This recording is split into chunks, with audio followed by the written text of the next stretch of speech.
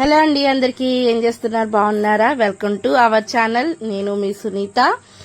So నా channel కొత్తగా ఎవరైనా కనుక చూస్తున్నట్టయితే ప్లీజ్ లైక్ చేయండి, షేర్ చేయండి, కామెంట్ చేయండి, సబ్స్క్రైబ్ చేసుకోండి. అలాగే పక్కనున్న బెల్ ఐకాన్ కూడా నొక్కండి. అలా చేయడం వల్ల నా నోటిఫికేషన్స్ ఎప్పటికప్పుడు మీ మొబైల్లోకి వస్తూనే ఉంటాయి. సో ఈ రోజైతే నేను పండగ వస్తుంది కదండి, వరలక్ష్మి వ్రతం.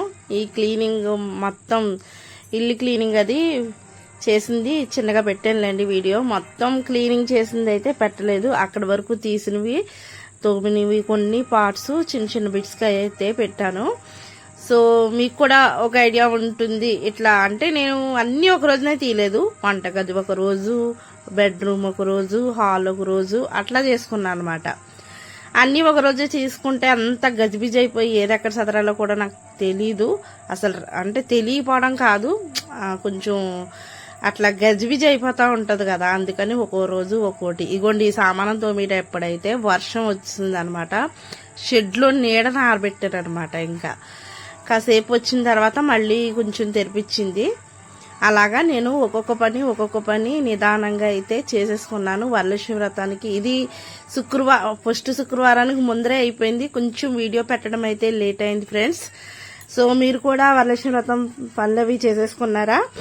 చేసుకున్నట్టయితే నాకు తప్పనిసరిగా కామెంట్ పెట్టండి. సో సామాను అవి తీసినప్పుడు చూసారా ఎంత గందరగోళంగా ఉంటుందో. అవన్నీ క్లీన్ చేసుకుని పెట్టడానికి చాలా టైం పట్టుద్ది. మనకు చూడడానికి చాలా చిన్న విషయంలాగా అనిపిస్తుంది, కానీ అవన్నీ క్లీనింగ్ చేసుకుని తుడుచుకుని మళ్ళా ఎక్కడికక్కడ పేపర్లు వేసుకుని నీట్గా పెట్టుకునేటప్పటికి చాలా టైం పట్టుతుంది. కాబట్టి నేను ఒక్కొక్క రోజు ఒక్కొక్క రూమ్ అలాగ చేసుకున్నాను అనమాట. ఇది హాల్లో షెల్ఫ్ అనమాట.